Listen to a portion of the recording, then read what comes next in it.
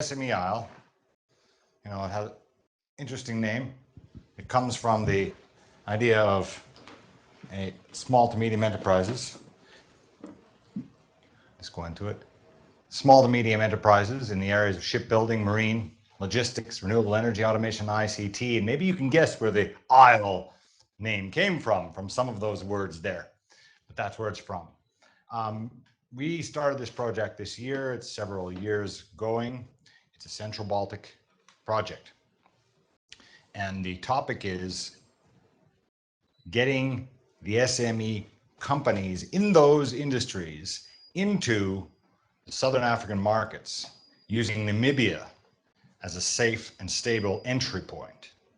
That's a key. There's a reason behind that, Namibia being there.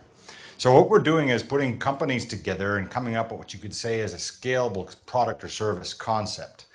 So in a sense, it is a complementary companies that are using each other and also the resources on the ground plus us to get them into the markets. And we're looking at the Central Baltic area on the map right in front of you right now. That's been mentioned. Those countries on the map belong to the Central Baltic area, so companies from that region. Several partners, Pristec nearby, of course, SAMK, we have Latvian Chamber of Commerce, MASOC, and also from Latvia, Tallinn University of Technology, and also we have Swedish partner associated and also the Chamber of Commerce here in Satakunta. Why Namibia? Why are we interested in this? Is because we've been doing things with SAMK has been doing stuff in that area for a long time. A lot of contacts, deals, Mirabilis, what's the name of the boat? Agulas, yes, that's the name of it. I didn't mention it on there, I should have added it. We've been doing deals with the area. Regional development project that we just wrapped up recently called Urban, and now we have the SME Aisle. And it's been going on for a long time, so you need contacts and a network to get into that market. And so what we're trying to get at is the Southern African markets, which is the region of SADC. It's a development region, development community, kind of like EU at SADC, 300 million inhabitants. Those are the countries, and they are very strong. The GDP in this region is very strong, and it is growing, as you can see here. And having a growth rate is over 2% is very good in today's global economy. And the policies of the economic region are for stronger cooperation, and they're also investing into the ports and so forth. We've got just gives you an idea of the populations. Of course, South Africa is huge and it carries 48% of the GDP of the region. Then there's Angola and Tanzania there after that.